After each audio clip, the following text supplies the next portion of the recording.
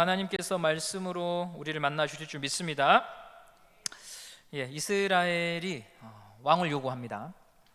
사무엘이 노년에 이르렀다라고 하는 것과 사무엘의 두 아들이 아버지만큼 청렴 결백한 지도자가 아니다, 그러므로 이스라엘을 맡길 수 없다라고 하는 이 두 가지 이유를 들어서 이스라엘의 장로들이 모두 함께 나와 왕을 요구했습니다. 그런데 우리가 지난 시간에 살펴보았듯이 왕을 요구하는 이 원로들의 마음은 어느 날 갑자기 생겨난 것이 아닙니다. 오래전부터 갈망했던 욕망이 적당한 기회를 맞이하게 되니까 그것이 일시에 분출된 거죠. 지난 시간에 보았던 사무엘상 8장 20절 말씀 이렇게 기록하고 있습니다. 8장 20절에 우리도 다른 나라들 같이 되어 우리의 왕이 우리를 다스리며 우리 앞에 나가서 우리의 싸움을 싸워야 할 것이니이다 하는지라. 그들은 하나님이 의도하고 목적한 제사장 나라가 되고 싶어 하지 않았습니다. 주변의 이방 나라들처럼 번듯하게 강하게 지배하고 권세를 부리는 나라를 이루고 싶었습니다. 그리고 이런 나라를 위해서 꼭 필요한 게 있었으니 주변 나라들을 보니까 왕이 있더라. 왕이 있어야 이 12지파로 나누어진 체제를 하나로 통합해서 강력한 정부를 구성하고 강력한 나라를 만들 수 있다고 판단했습니다. 하나님은 왕을 달라고 하는 백성들의 요구를 불쾌히 여기셨습니다. 왜냐하면 왕을 요구하는 바탕에는 이런 생각이 있는 거죠. 하나님만으로는 인생을 살 수 있는 건 아니잖아. 하나님만으로 어떻게 이 현실을 살 수가 있어? 이런 마음이 깔려 있는 거거든요. 이런 모습은 비단 이스라엘만의 문제가 아니죠. 우리도 비슷한 마음과 태도를 갖고 삽니다. 저 일은 꼭 성사되어야 돼, 하나님 이것이 필요합니다 라고 하는 우리의 소원의 바탕에 깔려있는 불신앙적인 마음이 있어요. 내 앞에 현실을 볼 때 이 정도는 있어야 살지, 어떻게 하나님만으로는 살 수 있어? 어떻게 하나님만 보고 살 수 있어? 적어도 통장에 이 정도는 돼 있고 연금은 이 정도는 받아야 내가 그래도 사람답게 사는 거지 라고 하는 마음이 우리 안에 있다는 거죠. 가끔 이런 기도를 드리기도 하고 또 성도들이 하는 걸 듣기도 합니다. 하나님, 6일 동안 제 마음대로 살다가 돌아왔습니다. 이런 저희 죄를 용서해 주십시오 하고 기도하죠. 이 말이 담긴 의미는 하나님, 제가 여기도 한 다리 저기도 한 다리 걸치고 삽니다. 하나님을 믿지만 현실이 쉽지가 않네요. 그래서 눈 감고 죄인 줄 알면서 죄를 짓기도 하고 하나님이 금하신 행동을 하기도 하면서 한 주간 살았습니다. 주님 죄송합니다 하는 고백을 우리가 주일날 예배 때면 하기도 하고 듣기도 합니다. 이게 우리 모습이잖아요. 그런데요, 신기한 점이 있어요. 6일 동안 하나님을 생각하지도 않고 바쁘게 또 때로는 양심의 가책을 느끼는 일을 하면서 살아왔는데 7일째가 되면, 주일이 되면 다시 또 예배당을 찾아서 하나님을 불러요. 하나님의 도움을 구해요. 이게 참 묘한 일이에요. 그냥 마음 편하게 아무 것에도 구애받지 않고 쭉 내가 원하는 길로 6일째까지 살아왔던 것처럼 7일째도 내 마음대로 살면 될 텐데 우리는 다시 주일이면 그래도 주섬주섬 옷을 입고 챙겨서 예배를 드린다는 거죠. 왜 그럴까요? 적어도 예수를 믿는 성도는 한 가지를 알거든요. 뭘 아냐면 인생에서 성공을 했든 실패를 했든 그곳으로 내 영혼의 참 만족과 평안을 만들어낼 수 없다고 하는 것을 알기 때문에 하나님을 찾는 거예요. 엄청난 성공을 하고 성취를 했든 아니면 큰 실패를 경험했든지 간에 내가 내 구원을 스스로 만들 수 없다고 하는 것을 알고 있고 인정하기 때문에 하나님 앞에 나와 도움을 구하는 거죠. 세상적인 성공이 주는 기쁨이 있어요. 만족이 있지요. 분명히 이건 달콤하고요, 꿈 같은 일입니다. 그런데 잠깐이라는데 아쉬움이 있어요. 곧 불안이 엄습해요. 다시 염려가 찾아와요. 있으면 있는 대로, 없으면 없는 대로 삶이 또 고달파요. 낮과 밤이 있듯이 따뜻하다, 좋다라고 했는데 몇 시간 후에 찬바람이 불어와서 또 옷을 껴 입어야 돼요. 또 밤이네, 바람이 차다, 언제 해가 뜰고 하는 탄식이 우리 가운데 나오죠. 그래서 성도들은요, 하나님을 다시 찾아요. 맞아, 나는 나의 구원을 만들 수 있는 사람이 아니야. 세상에 줄 수도 없어. 그것은 하나님만 주실 수 있는 거잖아. 하나님이 주셔야 가능한 거잖아 라고 고백하며 주님께 나아오는 거죠. 하나님을 경외하는 것이 지혜의 근본이다. 그 말씀의 의미가 그런 거지요. 하나님을 인정하고 하나님의 도움을 받아야 사는 것이 인생이다. 이걸 우리가 인생 속에서, 시간 속에서 점점 더 깊이 깨닫게 되는 거죠. 그런데 사람은 이 진리를 자주 잊고 살아요. 내가 구원을 만들 수 없다고 하는 이 단순한 진리를 잊고 살아요. 그래서 왕만 있으면 이렇게 초라하지 않을 텐데, 왕만 있으면 당당하게 살 수 있을 텐데, 그렇게 굳게 믿고 사는 거예요. 그 왕이 누군가에게는 출세, 누군가에게는 자녀 결혼, 누군가에게는 권세, 그죠? 부교육자들은 담임 목회 한번 해보는 거, 여러 가지로 나타난다고 하는 거예요, 여러분. 마치 우리 청년들이 이런 생각을 할 수 있어요. 오늘같이 외로운 가을바람이 부는 날이면 나도 조명이 예쁜 카페에서 마주보며 커피를 나눌 수 있는 여자친구가 있으면 안 외로울 텐데, 예배드리고 있는 우리 온유가 바바리 코트가 잘 어울리는 훤칠한 남자가 있으면 이 가을이 풍성할 텐데, 나는 뭔가, 이런 마음을 우리가, 그런 생각을 가질 수 있어요. 그런데 시간이 얼마 지나지 않으면 알게 되잖아요. 결혼을 하고 자식을 낳아보면 사람이 사람을 채울 수 없더라. 사람이 주는 기쁨이 있지만 사람이 사람을 다 채울 수는 없더라. 그것을 알게 되는 것이 성숙이고 사람이 여물어가는 과정이에요. 예수를 믿는다고 하면서도 번번이 잊고 사는 사실, 내게 정말 필요한 것은 사람이 주지 못하더라. 하나님은 바로 이 사실을 깨닫도록 하시기 위해 이스라엘 백성들의 요구를 오늘 들어주시는 거예요. 왕을 주시는 거예요. 그들의 요구가 정당해서가 아니라 사람이 구하고 찾아야 될 것이 무엇인지 아무리 이야기해줘도 깨닫지 못하니까, 그래, 그럼 한번 너희들이 가져봐, 너희들의 그 부당한 요구를 내가 한번 들어줄게 하면서 하나님이 왕을 주시는 이야기가 9장부터 시작되죠. 이스라엘이 처음으로 만난 왕의 이름이 사울이잖아요. 이 사울의 이름의 뜻이 구하여 얻은 자라는 의미예요. 구하여 얻은 자. 그러니까 너희들이 왕을 구했지? 애나 받아라, 사울. 한번 받아봐. 그리고 한번 너희들이 느껴봐. 이렇게 해서 첫왕 사울을 주신 것이죠. 이제 오늘 본문 9장을 보겠습니다.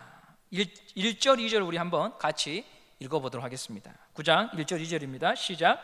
베냐민 지파 기스라 이름하는 유력한 사람이 있으니 그는 아비엘의 아들이요 스롤의 손자요 베고라스의 증손이요 아비야의 현손이며 베냐민 사람이더라. 기스에게 아들이 있으니 그의 이름은 사울이요 준수한 소년이라. 이스라엘 자손 중에 그보다 더 준수한 자가 없고 키는 모든 백성보다 어깨 이만큼 컸더라. 사울의 집안 내력이 소개되고 있어요. 사울은 12지파 가운데 베냐민 지파입니다. 사사기 이 시절에 베냐민 지파는 큰 아픔과 수치가 있는 지파지요. 잘 아시는 대로 동족 간의 전투가 벌어져서 거의 전멸하다시피 남자가 600명 남고 전부 다 목숨을 잃어야 했던 지파가 이 베냐민 지파였습니다. 아픔이 있는 지파 출신이죠. 그래도 사울은 이 베냐민 지파에서 유력한 집안의 사람이었다고 오늘 소개를 합니다. 유력하다라고 하는 말은 재물이 있고 재력이 있고 권세가 있는 가문이라는 의미인데요, 이런 집안 출신의 외모는 준수했고 키가 보통 사람들보다 훤칠했습니다. 외적인 조건에서 보자면 지금 이스라엘 백성들이 요구한 왕의 조건을 그가 가지고 있었습니다. 그런데 사무엘상을 쭉 읽어가다 보면 저와 여러분이 모두 다 알고 있는 사실이 있죠. 결국 이 사울이요, 기울어져 가는 왕으로 나타난다는 거죠. 심각한 정서적 불안, 염려, 의심 속에서 하루하루를 살다가 결국 블레셋에게 전투에서 목숨을 잃습니다. 남들보다 외적인 조건이 탁월한데 실패한 사람이 됩니다. 그래서 우리는 여기서 한 가지 질문을 하게 되는 거죠. 무엇이 이렇게 장래가 촉망되던 한 사람을 실족하게, 망가지게 했던 것일까? 그런 질문을 우리는 이 사울의 인생을 보면서 하게 되는 것입니다. 답은 오늘 설교의 주제가 사울을 부르신 하나님인데요, 사울이 그렇게 망가진 이유는 너무나 단순합니다. 사울을 왕으로 세우신 하나님을 잊어버렸습니다. 자기를 불러주신 하나님을 잊어버렸습니다. 그리고 사울만 잊은 것이 아니라 이방 나라처럼 번듯한 왕을 달라고 요구하는 이스라엘 역시 하나님을 잊었습니다. 이번 노예 때 여러 목사님들 만났거든요. 저희 전라노예에도 연세가 많으신 부목사님들이 계셔요. 부목사님들이 계시는데 그 부목사님과 연배가 비슷한 한 교회를 담임하는 목사님이 이렇게 얘기하고 있는데 오셔가지고 뭐라고 하시냐면, 야, 담임하지 마, 부교육자가 편해, 이렇게 말씀하셔요. 근데 이 연세 많으신 부목사님은요, 그게 얼마나 달갑지 않겠어요? 그렇죠? 니는 담임이니까 그런 얘기 하지. 근데 여러분, 우리가 하나님 입장에서 보면 그게 우리 인생에 큰 슬픔과 성공과 기쁨을 만들어내는 게 아니에요. 부목사는 부목사대로, 그렇죠? 전도사는 전도사대로, 여러분은 평신도대로 다 각자의 아픔과 눈물과 슬픔이 있는 거예요. 우리가 예수를 믿는다고 하는 것은 그것으로 우리 인생이 규정되는 것이 아니라 그보다 보이지 않는 차원에서 하나님과의 관계 속에서 우리 인생이 규정되어진다고 하는 것을 믿으면서 가는 게 성도예요. 성도예요. 하나님이 지금 나를 이 자리로 불러주셨으면 그 불러주신 것에 감사하고 거기에 그 부름을 나의 전부로 알고 달려가는 것이 성도의 삶이라고 하는 것이죠. 나를 여기 있도록 세워주신 하나님, 많고 많은 사람 중에 자격 없는 자를 불러주신 그 하나님을 잊어버리면 자기 스스로 인생의 답을 만들기 위해 고군분투하다가 고꾸라질 수밖에 없는 거예요. 하나님에게서 점점 멀어지면 높이 올라가는 것 같아 보이지만 결국 끈이 떨어져 버린 연처럼 곤두박질할 수밖에 없는 거예요. 오늘 예배를 통해서 우리는 나를 여기 있게 하시고 이만큼 살게 하신 하나님을 향한 그 믿음이 새로워지는 시간이 되기를 소원합니다. 내가 어떻게든 하나님을 뒤로 제쳐놓고 인생의 답을 만들고 가정 문제의 답을 만들고 자식들에 대한 답을 만드는데 집중하고 계신다면 잠시 멈추시고요, 오늘의 나를 여기까지 인도하신 하나님에게 오늘 집중하는 예배가 되기를 간절히 바라요. 나를 인도하시고 불러주시고 그 여러 가지 상황을 통해 결국 선한 것을 주신 하나님, 그분에게서 내가 가까이 있는가 멀어져 있는가, 내가 그 왕에게 입을 맞추고 있는가 아니면 세상에게 입을 맞추고 있는가, 다른 왕을 구하고 있지 않은가, 사울처럼 하나님을 잊은 채 그저 열심히 인생을 사는 데만 집중하고 있다면 오늘 이 예배를 통하여 하나님, 저를 부르신 하나님, 저를 여기 있게 하신 하나님, 당신이 나의 유일한 왕이십니다. 당신의 아들 예수 그리스도만이 나의 유일한 소망입니다. 이것을 고백할 수 있는 인생의 무대가 오늘 이 시간이 되기를 간절히 소망합니다. 사울이 왕으로 세움받은 것은 하나님의 부르심 때문이었어요. 3절 말씀 보겠습니다. 9장 3절입니다. 시작. 사울의 아버지 기스가 암나기들을 잃고 그의 아들 사울에게 이르되 너는 일어나 한 사환을 데리고 가서 암나기들을 찾으라 하매. 사울의 아버지 기스가 암나기를 잃어버렸다라고 나오죠. 나귀는 짐이나 사람을 나르는 용도로 사용되는 동물인데 그때 당시에는 굉장히, 지금 우리로 얘기하자면 한 7, 80년대 집에서 자동차를 굴리는 집안에 그런 비슷한 재산 목록이 이 나귀입니다. 따라서 이 사울의 아버지 기스가 나귀를 잃어버려서 아들과 사환에게, 종에게 이 나귀를 찾아오라고 하는 것은 당연한 일이에요. 사울은 아버지의 명령에 두말 없이 순종해요. 나귀를 찾기 위해서 얼마나 그가 오랫동안 돌아다니냐면 9장 20절 말씀 보시면은요, 사무엘이 사울한테 이런 말을 합니다. 9장 20절 말씀 보시면 사흘 전에 일은 내 암나귀들을 염려하지 말라. 사흘은 3일이잖아요. 3일 동안 사울이 아버지 명령을 쫓아서 나귀를 찾는데 헤매고 다닌 거예요. 혼신의 힘을 다한 거죠. 좀 둘러보다가 읍내하고 돌아간 게 아니에요. 여기서 여러분 사울은요, 그래도 어떤 것을 여러분 비교해 볼 수 있냐면 엘리의 두 아들, 아버지한테 불순종하잖아요. 사무엘의 두 아들도 불순종하잖아요. 사울은 그래도 효성이 있는 아들이었습니다. 그리고 성실한 아들이에요. 보면은요, 4절 말씀에 사울이 종하고 두루두루 다녔던 땅 이름이 나와요. 4절 말씀 보시면 그가 에브라임 산지 살리사 땅, 그 다음에 찾지 못하고 사할림 땅으로 두루 다녀보았으나 거기에도 없고, 베냐민 사람의 땅으로 다녀보았으나 찾지 못하고, 갔는데 없고 또 찾고, 갔는데 없고 또 찾고. 학자 중에 이 사울이 두루 다닌 땅의 길이를 재본 학자가 있는데 뭐라고 말하냐면 40km를 돌아다녔다고 말해요. 40km를 걸어서 나귀를 찾아 헤맨 거예요. 사울과 사울은 암나귀를 찾기 위해 부단히 애를 썼어요. 그런데 찾을 수 없었어요. 그리고 이렇게 나귀를 찾아 정처 없이 헤매다가 어디로 가냐면 선지자 사무엘이 있는 땅에 도달하게 됩니다. 우연히. 5절 말씀 보도록 하겠습니다. 9장 5절입니다. 9장 5절 시작. 그들이 숲 땅에 이른 때에 사울이 함께 가던 사원에게 이르되 돌아가자. 내 아버지께서 암나귀 생각은 고사하고 우리를 위하여 걱정하실까 두려워하노라 하니. 숲이라고 하는 곳에 이르렀죠. 이 숲에 사무엘이 거주하는 라마라고 하는 곳이 있고 여기에 사무엘이 머물고 있었습니다. 사완은 사무엘이라고 하는 선지자가 이곳에 있다고 하는 것을 알고 있었고, 그래서 사울에게 이렇게 말해요. 우리 여기까지 왔는데 한번 이 하나님의 사람 사무엘한테 가서 도움을 한번 요청해 봅시다. 도움을 한번 구해 봅시다 라고 합니다. 그러니까 이 사울이 그 종의 말을 듣고요, 그렇게 하자라고 하고 갑니다. 자, 17절 말씀 보겠습니다. 17절입니다.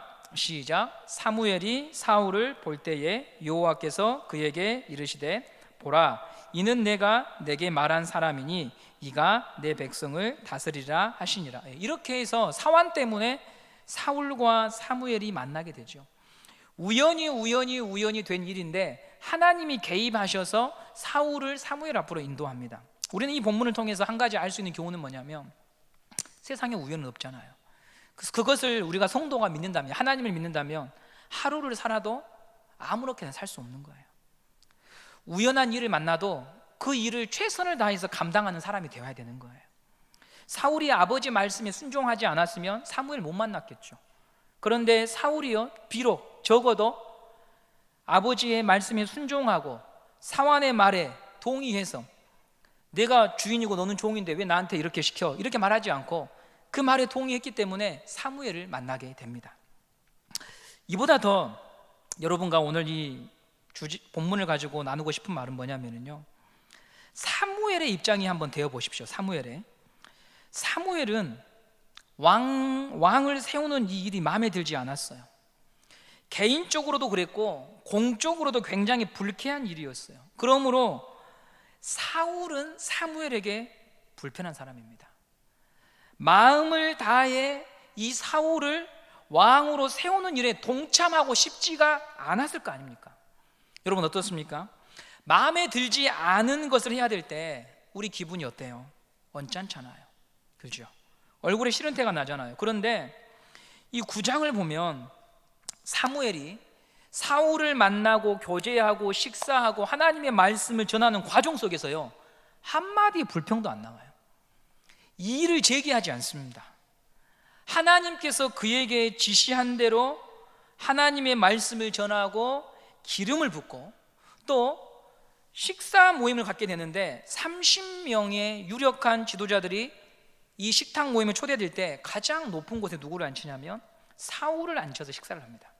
9장 22절 말씀을 한번 보도록 하겠습니다. 9장 22절입니다. 사무엘이 사울과 그의 사환을 인도하여 객실로 들어가서 청한 자 중 상석에 앉게 하였는데 객은 30명 가량이었더라. 예. 사무엘의 태도를 통해서 제가 사울을 부르신 하나님, 이 제목과 연관해서 사무엘의 태도를 통해서 보게 된 게 뭐냐면, 부름받은 자는 어떻게 살아야 되는가를 보게 됐어요. 나를 하나님이 부르셨다. 그러면 나를 부르신 이가 하나님, 이거 부르면서 눈물 흘리는 게 그게 하나님의 부르심을 받는 게 아니고, 여러분, 이 사무엘을 통해서 볼 때 인간적으로는 동의가 되지 않고 하고 싶지 않고 내 경험과 나의 인생관과 맞지 않지만 하나님이 그것을 명하실 때 그것을 내려놓고 하나님을 쫓아가는 자가 부름받은 자라는 거죠. 부름받은 자는 자기 뜻대로 사는 자가 아니잖아요. 자기 소원대로 사는 자가 아니잖아요. 하나님의 뜻을 이루는 것, 오직 그것에 자기를 묶어놓고 살아가는 자가 부름받은 자인 거예요. 제가 앞서 사울은 좋은 성품이 있다고 제가 말씀드렸습니다. 효성이 있습니다. 3일 동안 방황하다가 사환에게 무슨 말을 하냐면, 야, 우리 아버지가 우리 걱정하겠다, 나귀는 고사하고 라고 하면서요, 아버지를 걱정합니다. 그리고 아버지가 나귀를 찾으라고 하니까 찾을 때까지 밤낮 헤맸습니다. 이런 성품을 가지고 있습니다. 좋은 외적인 조건도 가지고 있습니다. 그런데 여러분, 그가 나중에는요 실패하죠. 왜 실패하냐면, 부름 받으신 하나님의 기초에서 인생을 사는 게 아니고 자기가 원래 가지고 있던 성품의 기초에서 하나님 나라를 이루고 가면 실패하게 되는 거예요. 부름 받으신 하나님의 말씀을 듣고 거기에 기초해서 하나님의 나라를 이루고 가고 봉사하고 섬겨야 그 나라가 확장되는 것이지, 자기가 원래 자연적으로 가지고 있었던 효심, 열심, 성실함으로는 이 나라를 가지고 갈 수가 없는 거예요. 그러면 사무엘은 사울을 꼴도 보려고 하지 않았을 거예요.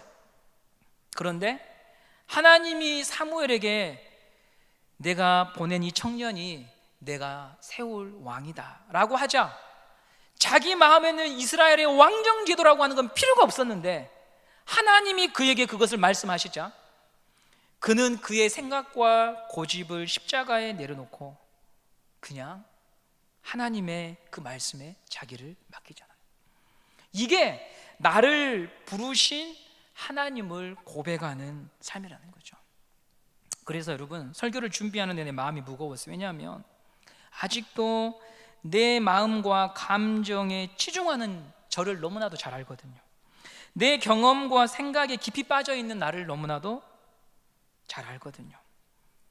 부름 받은 자는 십자가에서 시작하는 사람이라는 거죠.